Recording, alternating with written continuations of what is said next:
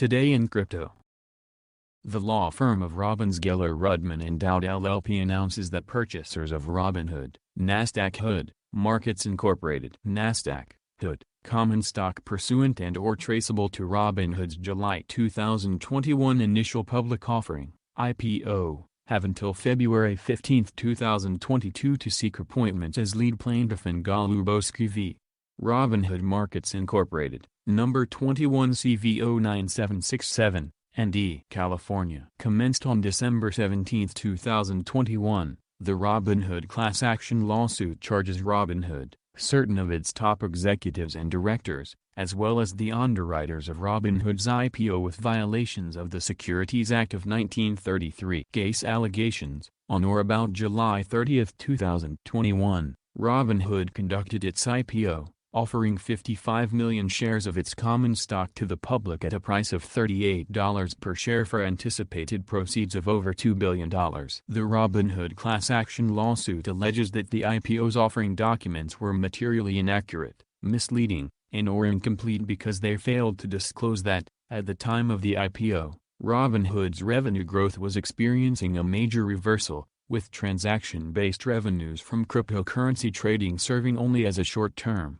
transitory injection, masking what was actually stagnating growth. In addition, Robinhood's significant investments in enhancing the reliability and scalability of its platform were patently inadequate and/or defective, exposing Robinhood to worsening service-level disruptions and security breaches, particularly as Robinhood scaled its services to a larger user base. On October 26, 2021, Robinhood revealed that its total net revenue for the period between July 1, 2021 through September 30, 2021, the same period during which Robinhood conducted its IPO, came in at $365 million, badly missing analyst estimates by nearly $73 million, and declines in its monthly active users, MAUs, funded accounts, assets under custody, and average revenue per user. Robinhood also disclosed that third-quarter transaction-based revenue from cryptocurrency trading, which in the lead-up to the IPO had been the bulk of Robinhood's revenues, was a measly $51 million,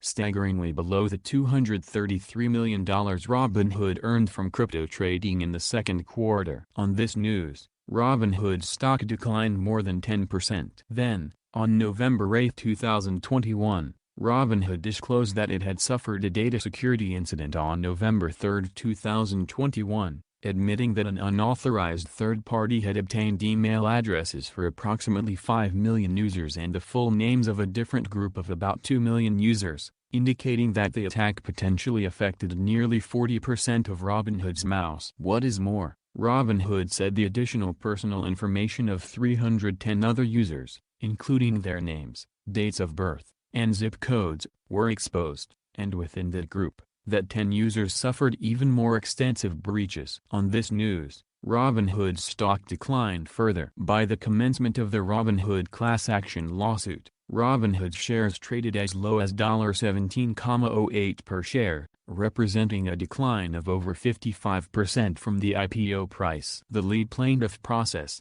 the Private Securities Litigation Reform Act of 1995, permits purchasers of Robinhood common stock pursuant and/or traceable to the IPO to seek appointment as lead plaintiff in the Robinhood class action lawsuit. A lead plaintiff is generally the movant with the greatest financial interest in the relief sought by the putative class, who is also typical and adequate of the putative class. A lead plaintiff acts on behalf of all other class members in directing the Robinhood class action lawsuit. The lead plaintiff can select a law firm of its choice to litigate the Robinhood class action lawsuit. An investor's ability to share in any potential future recovery of the Robinhood class action lawsuit is not dependent upon serving as lead plaintiff. Email newsletter: join to get the flip side of crypto. Upgrade your inbox and get our daily coin editors picks 1x a week delivered straight to your inbox. Contact Form 7. You can always unsubscribe with just one click. Continue reading on Daily Coin. The Chinese internet giant Baidu, NASDAQ Baidu, doesn't expect to fully launch its XiRang metaverse app soon, despite the app's initial debut was scheduled for Monday, according to a senior executive. Baidu Vice President Ma Jie believes that it is still a -6 years to a full launch of XiRang, CNBC reported on Thursday. He noted that the development of the app started in December 2020. Continue reading on Cointelegraph. On Thursday, Salvadoran President Nayib Bukele reaffirmed his belief for Bitcoin, BTC, supremacy on Twitter, NYSE, TWTR, once again, this time stating that after widespread adoption occurs, it's game over for fiat. The Salvadoran president has been a mainstay in news headlines due to his government's regular BTC purchases and absolute pro-Bitcoin stance. He has made frequent statements and comments to support the original cryptocurrency while refusing to budge in the face of criticism that Bitcoin is a bad idea for the nation. Continue reading on Cointelegraph.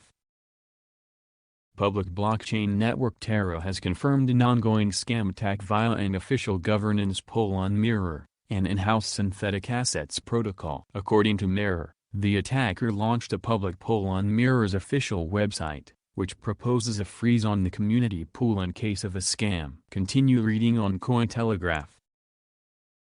DeBond continues to make inroads in the decentralized finance industry. Its approach to decentralizing bonds through blockchain technology and smart contracts resulted in a $500,000 seed funding round. Various prominent backers and investors see merit in this approach, paving the way for broader financial access to everyone. The seed funding round for DeBond shows the overall demand for decentralizing traditional financial instruments. Bonds have been an essential part of the finance industry for decades, yet their core model has not changed. More importantly, bonds are only accessible to qualified investors and governments, creating a fractured landscape. With the help of decentralized technology, those fractures can now be mended and the appeal of bond vehicles can be expanded upon. The recent seed funding round for DeBond, a $500,000 financial injection, puts the company's valuation at $12.5 million. Seed round investors include Bixin Ventures, Lotus Capital, Wave Capital,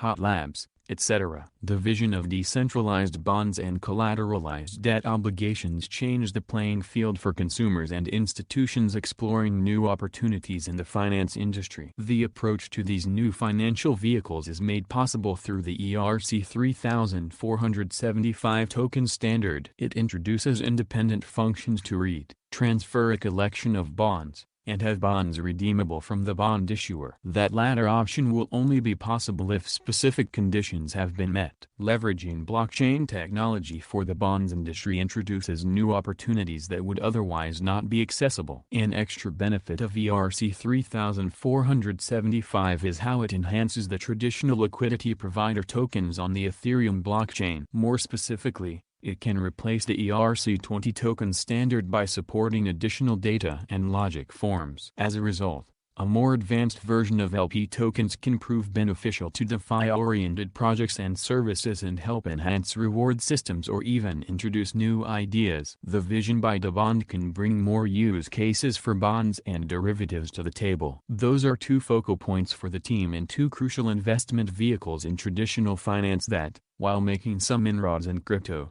remain largely unexplored in the industry. The strong support by these backers and investors confirms exploring these options may prove worthwhile. DeBond intends to enhance the overall appeal of yield farming in the DeFi industry. The current landscape requires users to own specific crypto assets to engage in yield farming on a particular chain. However, decentralized bonds may change that narrative for the better. They can also pave the way for a more complex economic system centered around ERC 2475 as a token standard.